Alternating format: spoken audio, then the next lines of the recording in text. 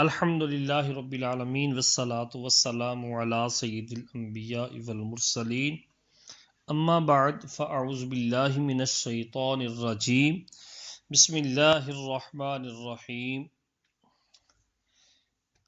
صاحب بہار شریعت نماز کا طریقہ بیان فرماتے ہوئے کچھ احادیث کا ذکر فرما رہے ہیں۔ بہار شریعت حصہ تیسرا صفحہ نمبر 502 پر حدیث نمبر 8 صحیح مسلم میں ابو موسیٰ اشعری رضی اللہ تعالی عنہ سے مروی کہ ارشاد فرماتے ہیں سرکار صلی اللہ تعالی علیہ وآلہ وسلم، جب تم نماز پڑھو تو صفیں سیدھی کر لو، پھر تم میں سے جو کوئی امامت کرے وہ جب تکبیر کہے تو تم بھی تکبیر کہو،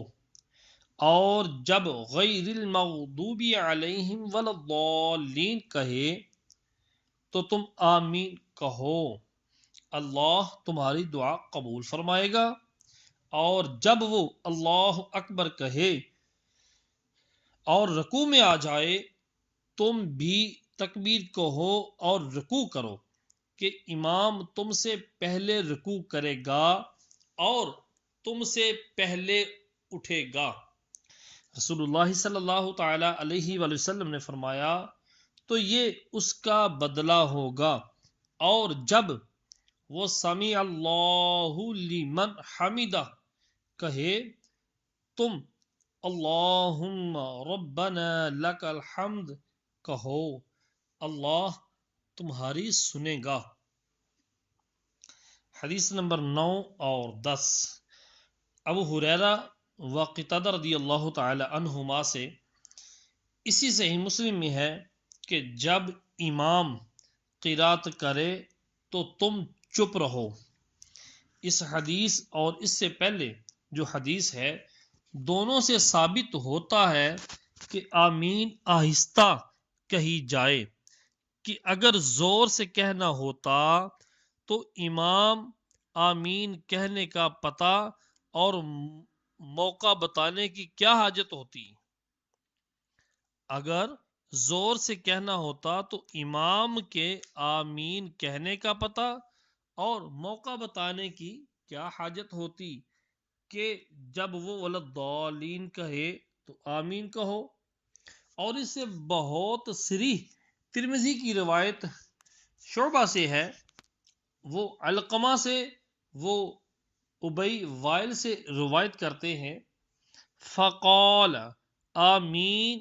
وخفض بها صوتہ، آمین کہی اور اس میں آواز پست کی، آہستہ کی۔ نیز ابو ہریرہ و قتادہ رضی اللہ تعالی عنہما کی روایت سے یہ بھی ثابت ہوتا ہے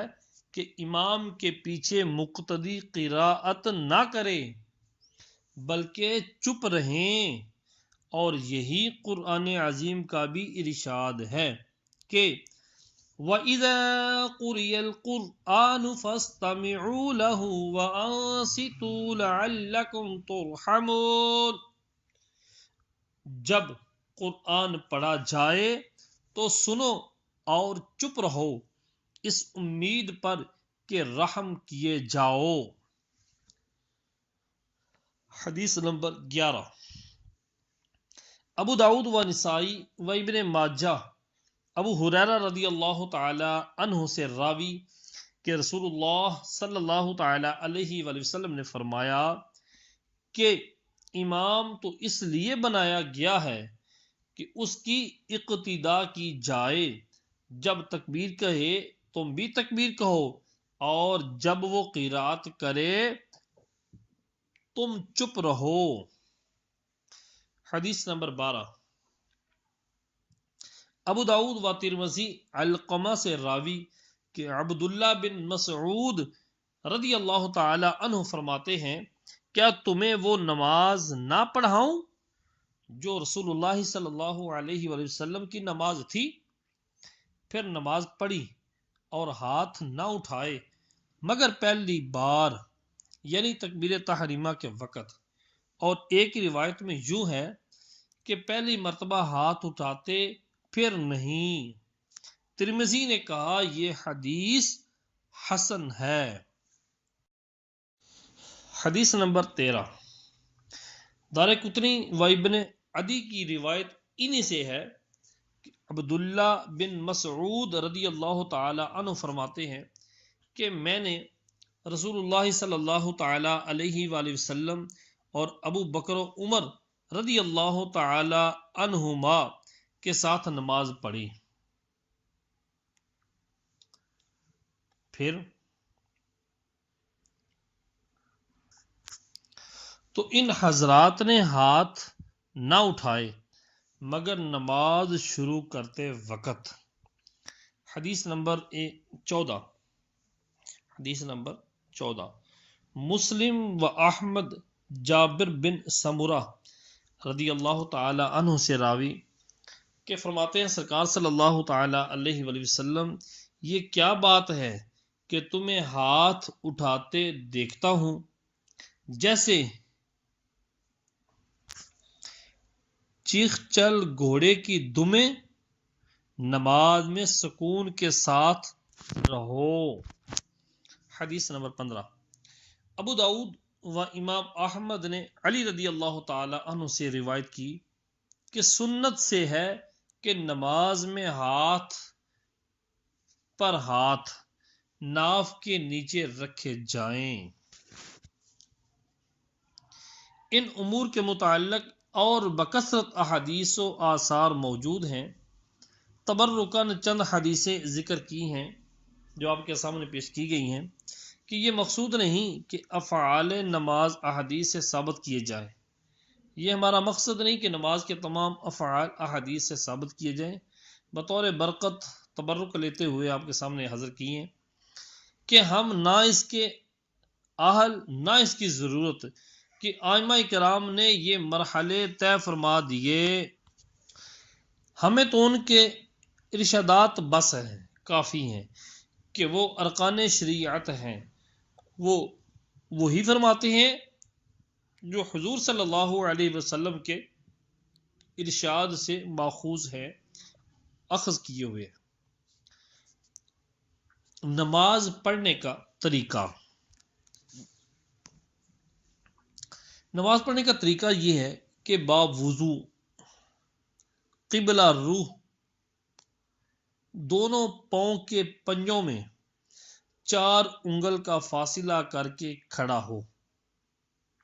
اور دونوں ہاتھ کان تک لے جائے کہ انگوٹھے کان کی لو سے چھو جائیں۔ کان کی لو، یہ کان کے جو نچلا نرم حصہ ہے، لو، اس کو لو کہتے ہیں، کہ انگوٹھے کان کی لو سے چھو جائیں اور انگلیاں نہ ملی ہوئی ہوں نہ خوب کھولے ہوئے بلکہ اپنی حالت پر ہوں، نارمل،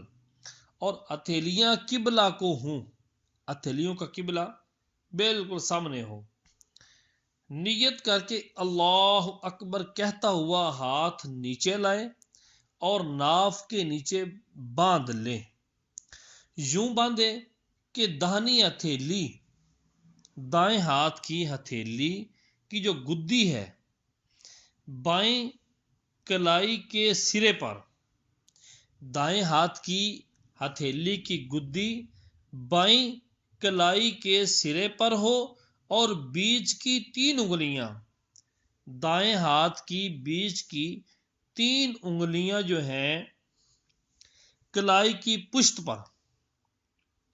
بائیں ہاتھ کی کلائی کی پشت پر، اور انگوٹھا اور چھنگلیاں جو دائیں ہاتھ کا انگوٹھا ہے اور دائیں کی چھنگلیاں ہے، ان دونوں سے کلائی کو پکڑ لے، کلائی کے اغل بغل کر لے، یعنی چنگلیاں اوپر سے، انگوٹھا اوپر سے، چنگلیاں نیچے سے کر لے اور ثنا پڑھے، سبحانک اللہم و بحمدک وتبارک اسمک وتعالی جدک ولا الہ غیرک۔ اگر اس کا ترجمہ پڑھنا چاہیں تو نیچے حاشیے کے اندر مذکور ہے۔ صاحب بہار شریعت ساتھ ساتھ ترجمہ حاشیے میں صاحب بہار شریعت کی جنہوں نے تخریج کی ہے دعوت اسلامی والوں نے، تو نیچے آسانی کے لیے جو عربی عبارت دی جاتی ہے تو اس کا ترجمہ نیچے حاشیے میں مذکور کر دیتے ہیں۔ پھر تعوذ یعنی اعوذ باللہ من الشیطان الرجیم پڑھے۔ پھر تسمیہ یعنی بسم اللہ الرحمن الرحیم کہے۔ پھر الحمد پڑھے اور ختم پر آمین آہستہ کہے۔ اس کے بعد کوئی سورت یا 3 آیتیں پڑھے، کوئی سورت یا 3 آیتیں پڑھے یا ایک آیت جو کہ 3 کے برابر ہو۔ اب اللہ اکبر کہتا ہوا رکوع میں جائے اور گھٹنوں کو ہاتھ سے پکڑے، اس طرح کہ ہتھیلیاں گھٹنے پر ہوں اور انگلیاں خوب پھیلی ہوں، نہ یوں کہ سب انگلیاں ایک طرف ہوں، نہ یوں کہ چاروں انگلیاں ایک طرف فقط انگوٹھا، ایسا بھی نہ ہو، اور پیٹھ بچھی ہو اور سر پیٹھ کے برابر ہو، اونچا نیچا نہ ہو، اور کم سے کم 3 بار، جو سنت کا ادنا درجہ ہے، کم سے کم 3 بار سبحان ربی العظیم کہے۔ پھر سمیع اللہ لمن حمدہ کہتا ہوا سیدھا کھڑا ہو جائے، اور منفرد ہو، اکیلا ہو تو اس کے بعد اللہم ربنا ولک الحمد کہے۔ پھر اللہ اکبر کہتا ہوا سجدے میں جائے۔ یوں سجدے میں جائے کہ پہلے گھٹنے زمین پر رکھے، پھر دونوں ہاتھوں کے بیچ میں سر رکھے، نہ یوں کہ صرف پیشانی چھو جائے اور ناک کی نوک لگ جائے، ایسا نہیں، بلکہ پیشانی اور ناک کی ہڈی جمائے، اور بازوؤں کو کروٹوں اور پیٹ کو رانوں اور رانوں کو پنڈلیوں سے جدا رکھے، اور دونوں پاؤں کی سب انگلیوں کے پیٹ قبلہ رو جمے ہوں اور ہتھیلیاں بچھی ہوں اور انگلیاں قبلہ کو ہوں، اور کم از کم 3 بار سبحان ربی الاعلی کہے۔ پھر سر اٹھائے، پھر ہاتھ اور دایاں قدم کھڑا کر کے اس کی انگلیاں قبلہ رخ کریں، اور بایاں قدم بچھا کر اس پر خوب سیدھا بیٹھ جائے، اور ہتھیلیاں بچھا کر رانوں پر گھٹنوں کے پاس ہاتھ رکھے کہ دونوں ہاتھ کی انگلیاں قبلہ کو ہوں۔ پھر اللہ اکبر کہتا ہوا سجدے کو جائے اور اسی طرح سجدہ کرے، پھر سر اٹھائے، پھر ہاتھ کو گھٹنے پر رکھ کر پنجوں کے بل کھڑا ہو جائے۔ اب صرف بسم اللہ الرحمن الرحیم پڑھ کر قراءت شروع کر دے، پھر اسی طرح رکوع اور سجدے کر کے دایاں قدم کھڑا کر کے بایاں قدم بچھا کر بیٹھ جائے، اور التحیات للہ والصلوات والطیبات السلام علیک ایہا النبی ورحمۃ اللہ وبرکاتہ، السلام علینا وعلی عباد اللہ الصالحین، اشہد ان لا الہ الا اللہ واشہد ان محمدا عبدہ ورسولہ پڑھے، اور اس میں کوئی حرف کم و بیش نہ ہو، کوئی حرف میں کمی بیشی نہ کرے، اور اس کو تشہد کہتے ہیں۔ اور جب کلمہ لا کے قریب پہنچے، دائیں ہاتھ کی بیچ کی انگلی اور انگوٹھے کا حلقہ بنائے، دائیں ہاتھ کی بیچ کی انگلی اور انگوٹھے کا حلقہ بنائے، اور چنگلیاں جو چھوٹی انگلی ہے اور اس کے پاس والی کو ہتھیلی سے ملا دے، اور لفظ لا پر کلمہ کی انگلی، شہادت کی انگلی اٹھائے، مگر اس کو جنبش نہ دے، دائیں بائیں اوپر نیچے نہ دے، اور کلمہ اللہ پر گرا دے اور سب انگلیاں فوراً سیدھی کر لے۔ اگر 2 سے زیادہ رکعتیں پڑھنی ہیں تو اٹھ کھڑا ہو اور اسی طرح پڑھے، مگر فرضوں کی ان رکعتوں میں الحمد کے ساتھ سورت ملانا ضروری نہیں۔ اب پچھلا قاعدہ جس کے بعد نماز ختم کرے گا، اس میں تشہد کے بعد درود شریف، اللہم صلی علی سیدنا محمد وعلی آل سیدنا محمد کما صلیت علی سیدنا ابراہیم وعلی آل ابراہیم انک حمید مجید۔ سیدنا کا لفظ بڑھا دیا جائے تب بھی ٹھیک ہے، اگر نہ بھی ملایا جائے تو حرج نہیں۔ وعلی آل سیدنا ابراہیم انک حمید مجید۔ اللہم بارک علی سیدنا محمد وعلی آل سیدنا محمد کما بارکت علی ابراہیم علی سیدنا ابراہیم وعلی آل سیدنا ابراہیم انک حمید مجید پڑھے۔ پھر اللہم اغفر لی ولی والدی ولمن تولد ولجمیع المؤمنین والمؤمنات والمسلمین والمسلمات احیاء منہم والاموات انک مجیب الدعوات برحمتک یا ارحم الراحمین۔ یا کوئی اور دعائے معصورہ پڑھے۔ دعائے معصورہ جو قرآن و احادیث میں وارد ہے ان کو دعائے معصورہ کہتے ہیں۔ اللہم انی ظلمت نفسی ظلما کثیرا وانہ لا یغفر الذنوب الا انت فاغفر لی مغفرۃ من عندک وارحمنی انک انت الغفور الرحیم۔ یا یہ دعا پڑھے، اللہم انی اسألک من الخیر کلہ ما علمت منہ وما لم اعلم واعوذ بک من الشر کلہ ما علمت منہ وما لم اعلم۔ یا پھر یہ پڑھے، اللہم انی اعوذ بک من عذاب القبر واعوذ بک من فتنة المسیح الدجال واعوذ بک من فتنة المحیا وفتنة الممات۔ اللہم انی اعوذ بک من المآثم من الماسم ومن المغرم واعوذ بک من غلبۃ الدین وقہر الرجال۔ یا پھر یہ دعا پڑھے، اللہم ربنا آتنا فی الدنیا حسنۃ وفی الآخرہ حسنۃ وقنا عذاب النار۔ اور اس کو بغیر اللہم کے نہ پڑھے، یہ جو دعائیں ہیں بغیر اللہم کے نہ پڑھے، پھر داہنے شانے کی طرف منہ کر کے السلام علیکم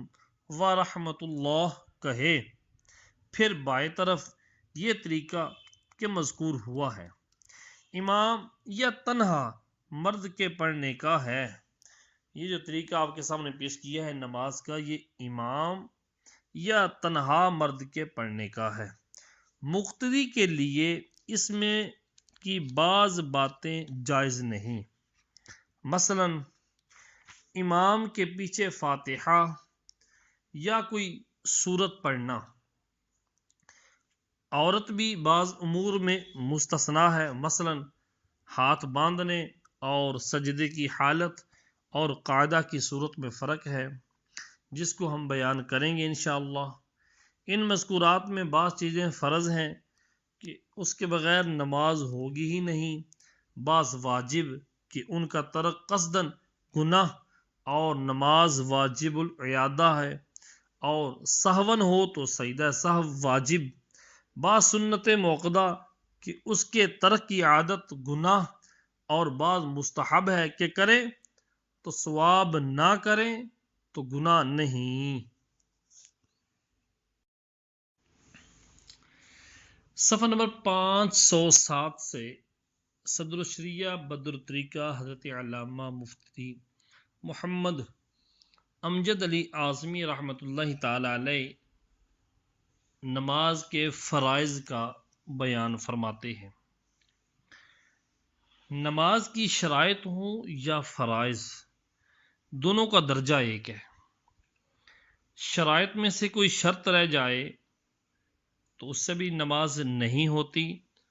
اور فرائض نماز میں سے کوئی فرض رہ جائے تو نماز پھر بھی ادا نہیں ہوتی۔ آسان سا فرق ہے ان کے اندر کہ جو شرط ہوتی ہے وہ شے میں داخل نہیں ہوتی، وہ شے پر مقدم ہوتی ہے، اور جو رکن ہوتا ہے، جو فرض ہوتا ہے، وہ اس شے میں داخل ہوتا ہے۔ نماز کے فرائض، 7 چیزیں نماز میں فرض ہیں۔ نمبر 1 تکبیر تحریمہ، نمبر 2 قیام، نمبر 3 قراءت، نمبر 4 رکوع، نمبر 5 سجدہ، نمبر 6 قعدہ اخیرہ، اور نمبر 7 خروج بصنعہ یعنی نماز سے باہر نکلنا اپنے فعل کے ساتھ۔ نمبر 1 تکبیر تحریمہ، نماز کا پہلا فرض ہے تکبیر تحریمہ۔ حقیقتاً یہ شرائط نماز سے ہے، یہ تکبیر تحریمہ آپ نے سنا کہ نماز کی شرائط میں سے بھی ہے، مگر چونکہ نماز کے افعال سے اس کو بہت زیادہ اتصال ہے، اس وجہ سے فرائض نماز میں اس کا شمار ہوا ہے۔ مسئلہ نمبر 1، نماز کی شرائط یعنی طہارت و استقبال قبلہ و ستر عورت و وقت تکبیر تحریمہ کے لیے شرائط ہیں، یعنی قبل ختم تکبیر تحریمہ ان شرائط کا پایا جانا ضروری ہوتا ہے۔ یعنی یہ جو چیزیں ہیں، طہارت ہے، استقبال قبلہ ہے، ستر عورت ہے، وقت ہے، یہ تکبیر تحریمہ کے لیے بھی شرائط ہیں، یعنی تکبیر ختم ہونے سے پہلے پہلے ان چیزوں کا پایا جانا ضروری ہے۔ اگر اللہ اکبر کہہ چکا اور کوئی شرط مفقود ہے، نہیں پائے گی، تو نماز نہ ہوگی۔ نمبر 2 جن نمازوں میں قیام فرض ہے ان میں تکبیر تحریمہ کے لیے قیام فرض ہے، تو اگر بیٹھ کر اللہ اکبر کہا پھر کھڑا ہو گیا، نماز شروع ہی نہ ہوئی۔ نمبر 3 امام کو رکوع میں پایا، امام رکوع میں پہنچ چکا تھا، یہ بندہ مقتدی جا کر مل گیا، امام کو رکوع میں پایا اور تکبیر تحریمہ کہتا ہوا رکوع میں گیا، یعنی تکبیر اس وقت ختم کی کہ ہاتھ بڑھائے تو گھٹنوں تک پہنچ جائیں، کہی تکبیر تحریمہ ہے لیکن تکبیر تحریمہ کہتا کہتا رکوع میں چلا گیا، اتنی تکبیر وہاں تک اس کی پہنچ کر ختم ہوئی کہ ہاتھ بڑھائے تو گھٹنوں تک پہنچ جائیں، تو نماز شروع ہی نہ ہوئی۔ مسئلہ نمبر 4 نفل کے لیے تکبیر تحریمہ رکوع میں کہی، نماز نہ ہوئی، اور بیٹھ کر کہتا تو ہو جاتی، کیونکہ نفل کے لیے ہو یا کسی اور کے لیے تکبیر تحریمہ ایک الگ فرض ہے، تو رکوع میں جاتے ہوئے کہے گا تو وہ تو رکوع کی تکبیر ہوگی، تحریمہ کی تکبیر نہیں کہلائے گی۔ نمبر 5 مقتدی نے لفظ اللہ امام کے ساتھ کہا مگر اکبر کو امام سے پہلے ختم کر چکا، تو نماز نہ ہوئی۔ نمبر 6 امام کو رکوع میں پایا اور اللہ اکبر کھڑے ہو کر کہا مگر اس تکبیر سے تکبیر رکوع کی نیت کی، یہ جو تکبیر تحریمہ کہہ رہا ہے، اس تکبیر سے تکبیر رکوع کی نیت کی نماز شروع ہو گئی، اور یہ نیت لغو ہے، یہ نیت فضول ہے، اس کی نماز شروع ہو گئی۔ مسئلہ نمبر 7، امام سے پہلے تکبیر تحریمہ کہی، اگر اقتداء کی نیت ہے،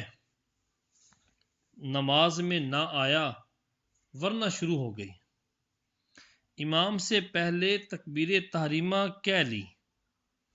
اگر اقتداء کی نیت ہے، نماز میں نہ آیا ورنہ شروع ہو گئی، مگر امام کی نماز میں شرکت نہ ہوئی بلکہ اپنی الگ اس کی نیت شمار کی جائے گی۔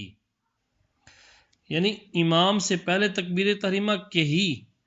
اگر اقتداء کی نیت ہے اور نماز میں نہیں آیا، الگ تکبیر تحریمہ کہی تو اس کی نماز شروع ہو گئی، مگر امام کی نماز میں شرکت اس کی نہیں ہوئی، اپنی الگ سے جو اس کی شروع ہو چکی ہے اس نماز کو مکمل کر لے۔ مسئلہ نمبر 8، امام کی تکبیر کا حال ہی معلوم نہیں کہ کب کہی امام نے، تو اگر غالب گمان ہے کہ امام سے پہلے کہی تو نماز نہ ہوئی، اور اگر غالب گمان ہے کہ امام سے پہلے نہیں کہی تو نماز ہو گئی، اور اگر کسی طرف غالب گمان نہ ہو، برابر ہے، تو احتیاط یہ ہے کہ نماز قطع کرے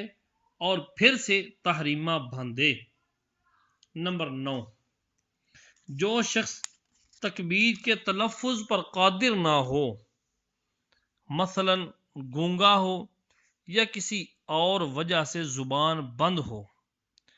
اس پر تلفظ واجب نہیں، دل میں ارادہ کافی ہے۔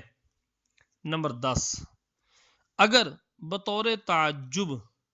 اللہ اکبر کہا یا مؤذن کے جواب میں کہا اور اسی تکبیر سے نماز شروع کر دی، نماز نہ ہوئی۔ نمبر 11، اللہ اکبر کی جگہ کوئی اور لفظ جو خالص تعظیم الہی کے الفاظ ہوں، مثلا اللہ اجل یا اللہ اعظم یا اللہ کبیر یا اللہ الاکبر یا اللہ الکبیر یا پھر الرحمن اکبر یا اللہ الہ یا پھر لا الہ الا اللہ یا سبحان اللہ کہا یا الحمد للہ یا لا الہ غیرہ یا تبارک اللہ وغیرہ وغیرہ الفاظ تعظیمی کہے تو ان سے بھی ابتدا ہو جائے گی، مگر یہ تبدیل مکروہ تحریمی ہے۔ اور اگر دعا یا طلب حاجت کے لفظ ہوں، مثلا اللہم اغفر لی، یعنی یہ تکبیر تحریمہ کی بات ہو رہی ہے، جب اللہ اکبر کہنا ہے اس کی جگہ پر یہ الفاظ اگر بول رہا ہے اللہم اغفر لی،